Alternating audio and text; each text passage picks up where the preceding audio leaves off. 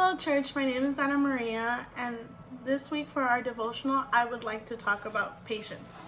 I'm going to be reading from the book of Colossians, chapter 3, verse 12, and it says like this: Therefore, as God's chosen people, holy and dearly loved, clothe yourself with compassion, kindness, humility, gentleness, and patience. I love how this verse talks about how we should be patient because we are God's chosen one, holy and beloved.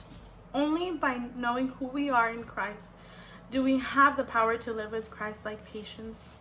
Every day we run into situations, for example, at work with our boss, our coworkers, our spouses at home, our kids, where our patience is tested. We have to remember that when you're in a tough situation, don't be quick to judge or have a hot head. And I know that one can be sometimes a little tough for all of us, especially me. If you have a short temper, you're more likely to make a mistake. So it's better we calm ourselves and leave it all up to God. I like how this is said on Proverbs chapter 14, verse 29. And it says like this: Whoever is patient has great understanding, but one who is quick-tempered displays folly. So like I said, sometimes it's very hard for us to be patient with our kids, our work, or our spouses.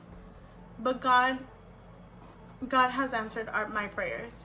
I've been praying about this for weeks, for months, really just for a long time, for God to show me how to be more patient, to be more Christ-like patient. And I feel like Tom Nelson says this really nice, and he says, stay faithful. If you're hurting, stay hopeful. Pray and give thanks to God for the opportunity to grow. Ask Him to shed light. Ask Him for clarity. Tom Nelson says it's really nice because he's telling us to stay faithful in our praying. I know sometimes that can be a little hard.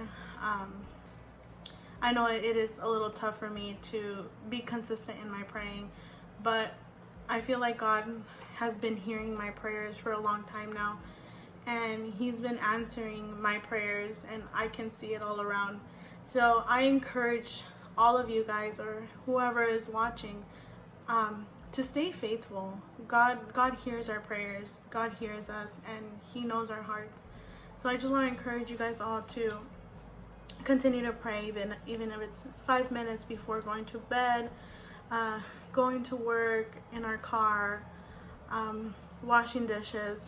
Just remember to continue to stay faithful because God hears our prayers and God knows our hearts. Thank you, church, and I hope to see you guys soon. Bye.